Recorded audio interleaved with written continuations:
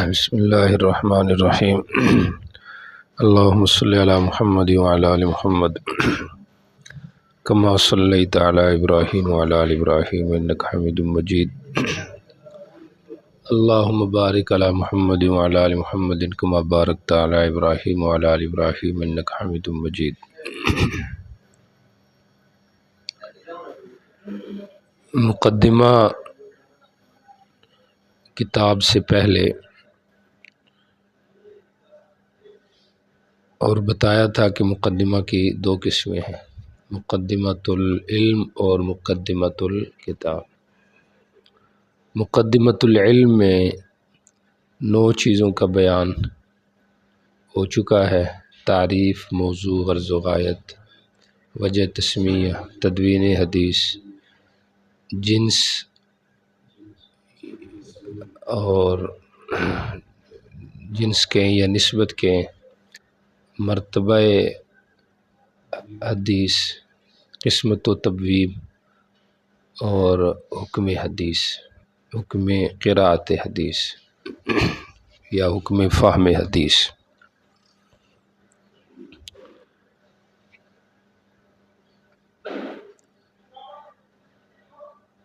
آج کے سبق میں مقدمۃ الکتاب کے حوالے سے پڑھیں گے۔ مقدمۃ الکتاب میں 2 چیزیں ہیں، ایک ہے ما یتعلق بالمصنف اور دوسرا ہے ما یتعلق بالمصنف۔ مصنف کا تعارف اور پھر کتاب کا تعارف۔ مصنف کا جو تعارف ہے، سب سے پہلے مصنف کا نام اور نسبت۔ ابو داؤد کنیت ہے، نام سلیمان ہے، سلیمان ابن الاشعث ابن اسحاق، یہ مصنف کا سلسلہ نسب ہے۔ اور السجستانی الازدی الخراسانی، یہ نسبت ہے۔ ازدی اس لیے کہا جاتا ہے کہ یمن کا ایک مشہور قبیلہ ازد، تو اس سے مصنف کا تعلق تھا، تو اس لیے الازدی۔ سجستانی اس لیے کہا جاتا ہے کہ یہ خراسان اور کرمان کے درمیان ایک شہر ہے، تو اس کی طرف نسبت کر کے مصنف کو السجستانی بولا جاتا ہے۔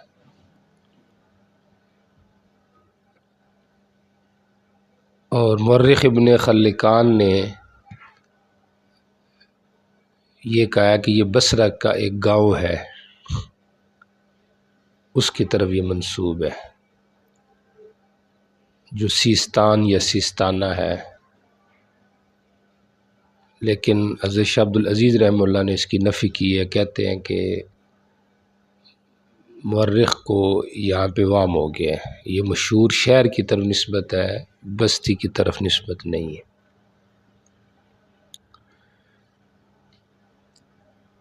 تو سجستانی اور اس کے علاوہ الازدی الخراسانی، یہ مصنف کی کیا ہے؟ نسبتیں۔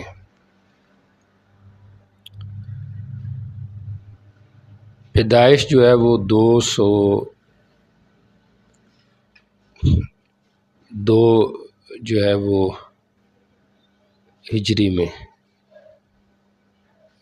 ہوئی ہے مصنف کی، اور وفات جو ہے وہ 275 ہجری میں، 202 میں پیدائش ہے اور 275 میں وفات ہے، تو ٹوٹل 73 سال گویا کہ مصنف کی عمر تھی۔ رحلات علمیہ جو ہیں ان میں مصر، شام، حجاز، عراق، ان کی طرف سفر کر کے مصنف نے علم حدیث کو حاصل کیا ہے۔ 300 کے تقریباً قریب مصنف کی اساتذہ شمار کیے گئے جن سے مصنف نے کسب فیض کیا ہے۔ سکونت جو ہے وہ اصل تو زیادہ بغداد میں رہی ہے، لیکن پھر امیر بغداد ابو احمد الموفق کے مشورے سے آپ بغداد سے پھر بصرہ چلے گئے، اور امیر شہر نے آپ کو 3 باتیں آپ کے سامنے رکھی کہ آپ بصرہ چلے جائیں کہ وہاں بھی ضرورت ہے، اور دوسرا یہ کہ میرے بچوں کو بھی آپ حدیث کا سبق پڑھائیں، اور تیسرا یہ ہے کہ ان کو الگ سبق پڑھائیں، عمومی مجلس میں ان کو سبق نہ پڑھائیں، کیونکہ عمومی مجلس میں رعایت نہیں ہوتی، تو اس لحاظ سے تو امام ابو داؤد رحمہ اللہ نے 2 شرطوں کو منظور فرمایا، اور تیسری شرط جو ہے اس کو منظور نہیں فرمایا، اور فرمایا کہ شریفہم و وضیعہم فی العلم سواء، علم کے معاملے میں مالدار اور غریب سارے کیا ہوتے ہیں؟ برابر ہوتے ہیں۔ چنانچہ آپ پھر بغداد سے بصرہ چلے گئے 271 ہجری میں، اور 275 میں آپ اس دنیا سے رخصت ہو گئے۔ ضمناً ٹیوشن پڑھانا آج کل رائج ہے، اچھی چیز ہے، جس میں پیسے ملتے ہوں تو اچھی چیز ہے، پیسے کس کو برے لگتے ہیں، لیکن اس کو منشور نہیں بنانا چاہیے، اکابرین کی طرز سے ہٹ کے یہ بات ہے، اور ہم نے تو اس کے نقصانات یہ دیکھے ہیں اپنے گاؤں میں کہ ٹیوشنوں کی وجہ سے قاری صاحبان مسجد میں بچوں کو صحیح نہیں پڑھاتے ہیں۔ ایک قاری صاحب کو اس وجہ سے انہوں نے فارغ بھی کیا، اور عموماً ایک اور قاری صاحب کا سامنے آیا کہ وہ پہلے اچھی حفظ کی کلاس پڑھا رہے تھے، جب انہوں نے ٹیوشنیں شروع کی تو وہ توجہ مقامی جو بچے تھے مسجد سے ان کی طرف کم ہو گئی، تو حفظ کی کلاس ان کی ختم ہو گئی۔ تو اس کے نقصانات بھی بہت زیادہ ہیں۔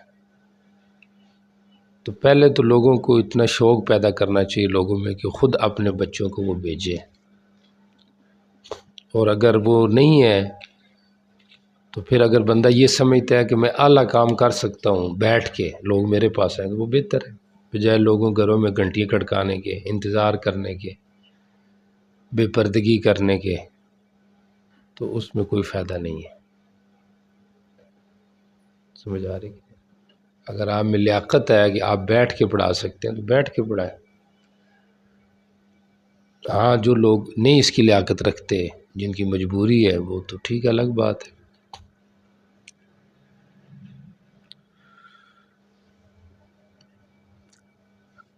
اچھا جی، تو 2 شرطوں کو آپ نے منظور فرمایا، آپ پھر وہاں سے کیا چلے گئے؟ بصرہ چلے گئے۔ اساتذہ حدیث، مصنف نے 300 کے قریب اساتذہ سے کسب فیض کیا ہے، اور ارباب صحاح میں آپ کے کوئی استاذ نہیں ہیں۔ ہاں امام احمد بن حنبل آپ کے محبوب ترین اور قریب ترین اساتذہ میں سے، ان سے آپ نے بہت کسب فیض کیا ہے، حدیث آتے ہیں بہت زیادہ ان سے بھی، امام احمد سے بھی۔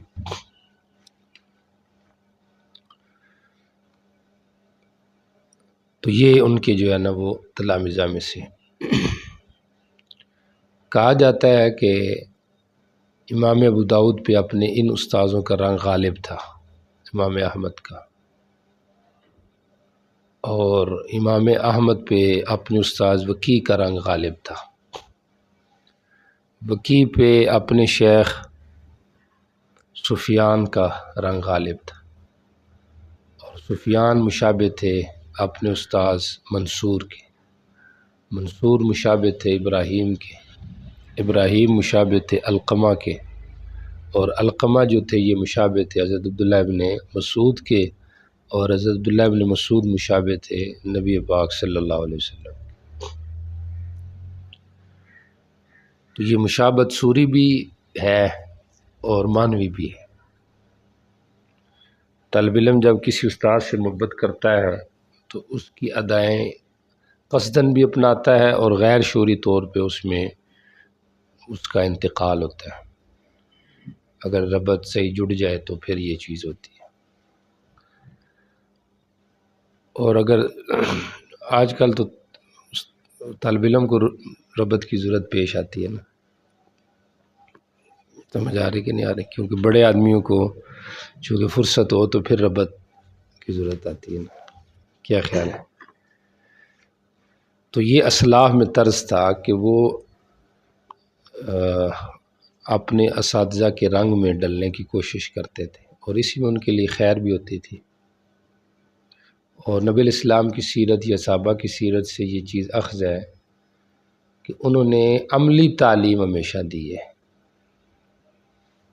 سمجھ آ رہی؟ اس کے اوپر بھی باقاعدہ ایک تصنیف ہو سکتی ہے کہ تعلیم عملی جو ہے انہوں نے ظاہر کی ہے۔ نبی الاسلام نے بھی جب ضرورت پیش آئی، موقع آیا، آپ نے اس میں دین کی بات بتائی ہے، اور اس میں بھی کوشش کی ہے کہ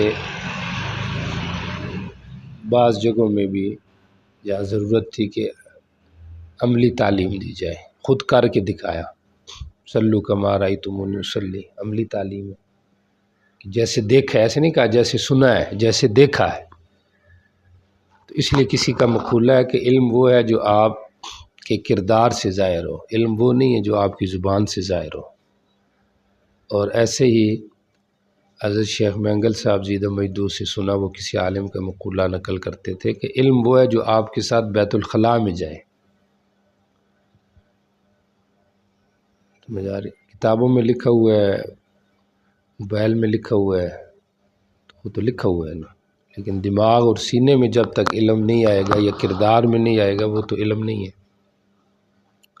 اس لیے تو امام احمد سے کسی نے کہا تھا کہ الا متی العلم، کب تک علم حاصل کرتے رہنا ہے؟ تو انہوں نے آگے سے فرمایا تھا کہ علمنا هو العمل، کہ ہمارا علم بھی عمل ہی ہے، یہ بھی ایک کام ہی ہے، اس کے لیے الگ سے ہمیں کوئی عمل کی ضرورت نہیں۔ تو وہ مجسمہ سیرت رسول تھے صلی اللہ علیہ وسلم، جیسے پڑھتے جاتے تھے اپنے آپ کو ویسے ڈالتے جاتے تھے۔ تو آج کل بتائیں بھی صحیح تو ہمارا خود عمل نہیں کہ اگلے کو بھی اس کا اثر ہو، اور ویسے بھی بیرونی اثر غالب ہوتا ہے۔ اب پاکستان پہ بیرونی اثرات غالب ہیں بنسبت اندرونی کے۔ طالب علم پہ استاذوں کا اثر نہیں غالب ہوگا، ہاں خطیبوں کا ہو جائے گا۔ سمجھ آ رہی کہ نہیں؟ تو اصل میں یہ رجحان ہوتا ہے نا کہ آپ کا رجحان کیا ہے۔ جس چیز کی آپ کے ذہن میں محبت ہے تو وہ خود بخود ایٹومیٹک اس کا اثر آپ قبول کرتے ہیں۔ اب میں اس پہ بھی حیران ہوتا ہوں کہ حضرت شیخ علامہ حبیب صاحب رحمۃ اللہ علیہ ساری زندگی انہوں نے حدیث بھی پڑھائی، قرآن پاک کی تفسیر بھی پڑھائی ہے، مشائخ میں سے سنت کے پابند تھے، غیبت نہیں کرتے تھے، جھوٹ نہیں بولتے تھے، اور پھر دکھلاوا نہیں تھا، ہر لحاظ سے باکمال تھے، لیکن ان کا اثر لوگوں نے نہیں لیا کہ جیسے وہ پگڑی باندھتے ہیں تو لوگ بھی باندھتے ہوں، جیسے وہ مونچھیں چھوٹی کرتے تھے لوگ بھی کرتے ہوں۔ تو ان چیزوں کو لوگوں نے نہیں لیا۔ سفید لباس پہنتے تھے، سفید کے علاوہ میرے اندازے سے میں نے نہیں دیکھا ان کے جسم پہ لباس۔ تو جو سنت کے قریب ہوتا ہے استاذ یا شیخ اس کو ہم نہیں لیتے،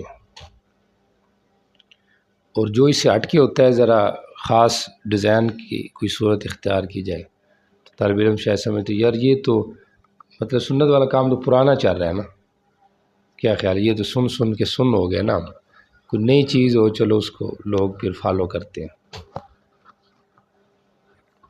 بہرحال تو امام احمد بن حنبل جو ہے یہ مصنف کے استاذوں میں سے ہیں، اور صرف اتنا نہیں، ایک لحاظ سے امام احمد خود مصنف کے شاگرد بھی ہیں، وہ اس طریقے سے کہ آپ ان سے حدیث پڑھتے تھے تو حدیث سے جو فرع تھی اور عتیرہ، تو بلکہ عتیرہ، حدیث عتیرہ، تو سئل رسول اللہ صلی اللہ علیہ وسلم عن العتیرۃ فحسنھا، تو ایک دن امام نے اپنے کسی شاگرد سے کہا کہ ان کے پاس ایک حدیث ہے، حدیث عتیرہ غریب، اس کو لکھ لو، چنانچہ انہوں نے وہ لکھوائی۔ تو کہتے ہیں اس لحاظ سے امام احمد جو ہے وہ شاگرد بن گئے ہیں خود اپنے شاگرد کے۔ شاگرد میں جب قابلیت ہوتی ہے تو استاذ بھی ان سے کسب فیض کر لیتے ہیں، اور اس میں کوئی آر بھی نہیں ہوتی، سمجھ آ رہی؟ ہمارے استاد تھے، فوت ہو گئے ہیں، اللہ غریق کے رحمت کرے، استاد مولانا غلام رسول صاحب، غلام حسن صاحب سنی انفی، تو وہ فرماتے تھے کہ ایک جگہ میں کٹھیالے میں جو میرے استاد تھے تو وہ مجھ سے بھی کئی معاملات میں رجوع کرتے تھے، وہ واقعتاً اس قابل تھے کہ ان سے مراجعت کی جائے، بڑے ذہین فتین تھے، ثقہ عالم تھے، تو یہ ہوتا ہے۔ بہرحال اس واقعے سے تو گو کہ لوگوں نے کہا ہے کہ امام احمد شاگرد بنتے ہیں، لیکن مزید تحقیق کی ضرورت ہے، کیونکہ خود نہیں انہوں نے مطلب ان سے سماع کیا، خود نہیں لکھا، شاگرد سے کہا اسے لکھ لو، تو ممکن ہے اپنے شاگرد کو ان کا شاگرد بنانا مقصود ہو کہ آپ ان سے لکھ لیں، یعنی آپ ان کے شاگرد بنیں، تو یہ زیادہ قرینے کی آس ہے، سمجھ آ رہی کہ نہیں؟ بہرحال یہ تو پھر الفاظ یا تاریخ دیکھنی پڑے گی مکمل ماخذ کو، پھر معلوم ہوگا کہ یہ کس حد تک ٹھیک ہے۔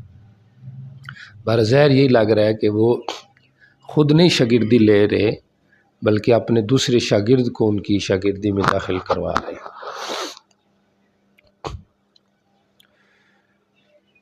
تو 300 کے قریب علماء سے جو ہے نا وہ کسب فیض کیا ہے مختلف جگہوں پہ جا کے، اور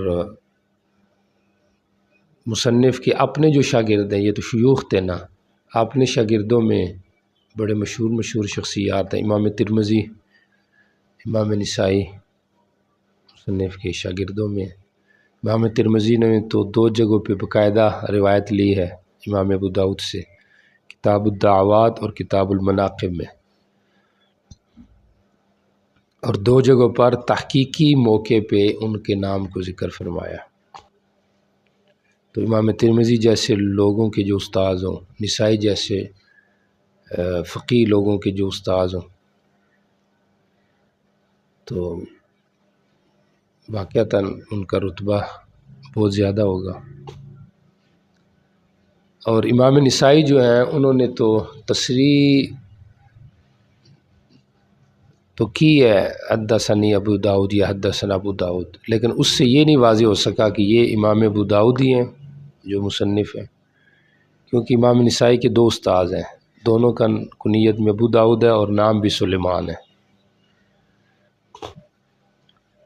تو اب وہاں پہ شراح کو اختلاف ہو رہا ہے کہ یہ کون سے ابو داؤد ہے۔ تقریب التہذیب میں ابن حجر نے رحمہ اللہ نے امام ابو داؤد کے اوپر جو رمز لگایا ہے نسائی کا، اس سے یہ ثابت ہوتا ہے کہ امام نسائی کے استاذوں میں امام ابو داؤد ہیں اور ان سے انہوں نے روایت لی ہے۔ بہرحال امام نسائی کے بھی استاذ ہیں اور امام ترمذی کے بھی کیا ہیں، استاذ ہیں۔ اور یہ تو تھا ان کا شیوخ، اساتذہ، شیوخ اور تلامیذ۔ مذہب جو مصنف کا ہے وہ کیا ہے، بلکہ سارے جو سیاق کے مصنفین ہیں ان کے کیا مذاہب ہیں۔ ہر بندے نے اپنی ایک رائے پیش کی ہے۔ راجح یہی ہے کہ سارے مصنفین جو ہیں وہ مقلد کسی خاص امام کے نہیں ہیں۔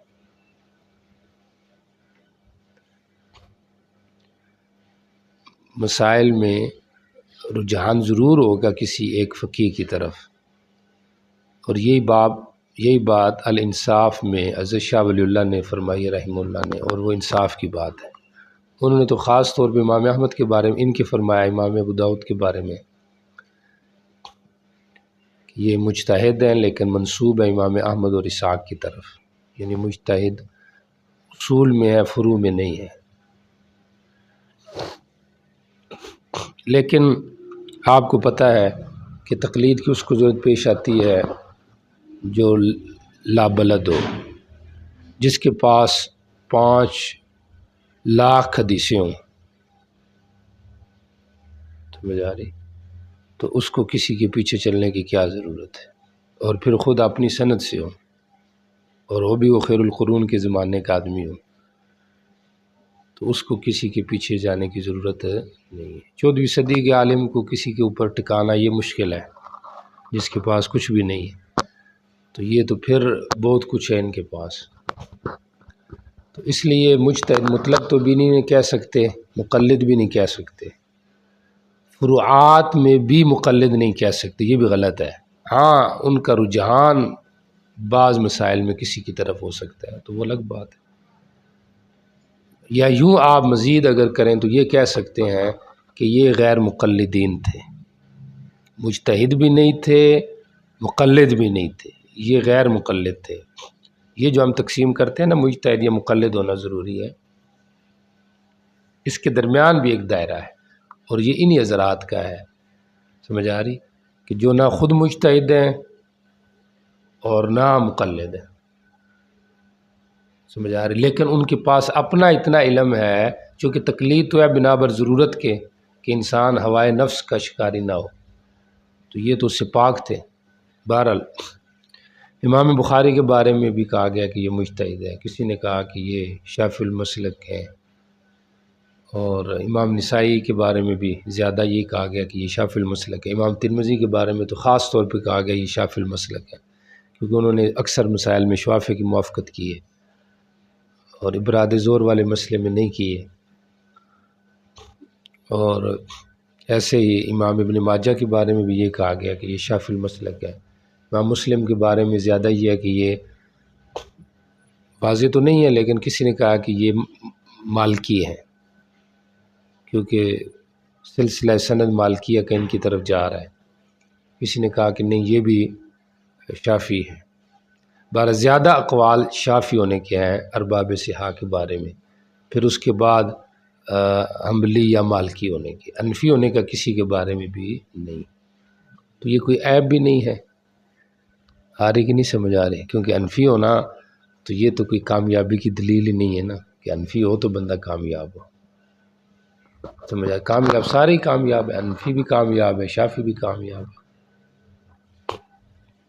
باقی لام الدراری میں حضرت شیخ زکریا رحمہ اللہ نے 35-30 کے قریب ایسے شیوخ ذکر فرمائے ہیں کہ جن کا مسلک حنفی سے تعلق ہے، اور وہ ارباب صحاح کے شیوخ یا شیوخ شیوخ میں، سمجھ آ رہی۔ تو بہرحال راوی ضرور ہیں ایسے جو کہ حنفی ہے، اور وہ ارباب صحاح کے کیا ہے، اساتذہ میں۔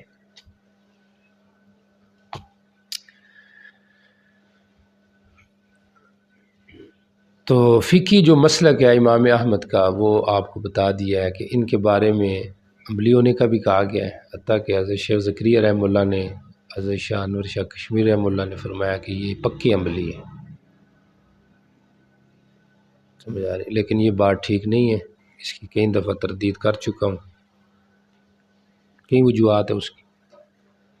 بول قائدن اگر مصنف نے قائم کیا ہے باب البول قائمن، تو حنفیہ کا حنابلہ کا یہ مسلک ہے کہ یہ بلا ضرورت بھی جائز ہے، لیکن ادھر جواب دے چکا ہوں کہ یہ ضمنی باب ہے، یہ مستقل باب نہیں ہے، آداب میں اس کو نہیں بیان کیا گیا، سمجھ آ رہی؟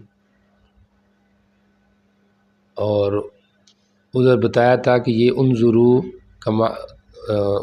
تبو یبول کما تبول المرا، پیچھے گزرا تھا ایک ادب بیٹھ کے پیشاب کرنا، تو اس کے بعد بول قائمن کو بھی مصنف نے بتا دیا، سمجھ آ رہی؟ تو نفس جواز مذکور ہے بنا بر ضرورت کے، تو لہٰذا یہ کہنا کہ بول قائمن قائم ہے لہٰذا عملی کی طرح ہو گئے، یہ ٹھیک نہیں۔ ایسے ہی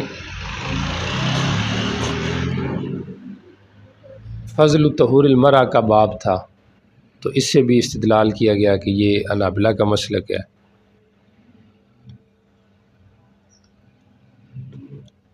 کہ فضل طہور مرأہ جو ہے نا مطلقاً ناپاک ہے، تو فضل المرأہ عورت کا بچا ہوا پانی، لیکن اس سے بھی استدلال ٹھیک نہیں، کیونکہ اس کے بعد آگے باب رخصت خود قائم کر دی مصنف نے، سمجھ آ رہی؟ تو جہاں پہ مصنف کہ ہاں دوسرا قول بھی ہوتا ہے تو وہ اس کو قائم کر دیتا ہے صراحتاً، اور پھر تصریح بھی کر دی ہے باب رخصت، سمجھ؟ تو یہ تو گویا کہ جمع بین الادلہ ہے، یہ کسی ایک مذہب کی ترجیح نہیں ہے۔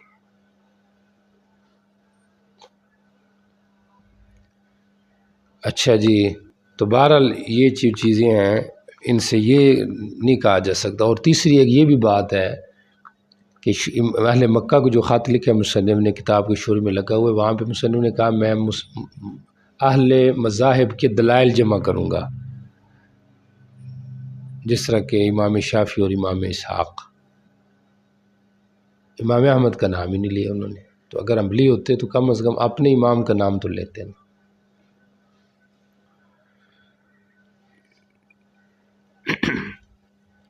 اچھا جی، تو یہ تھی مصنف کا مذہب۔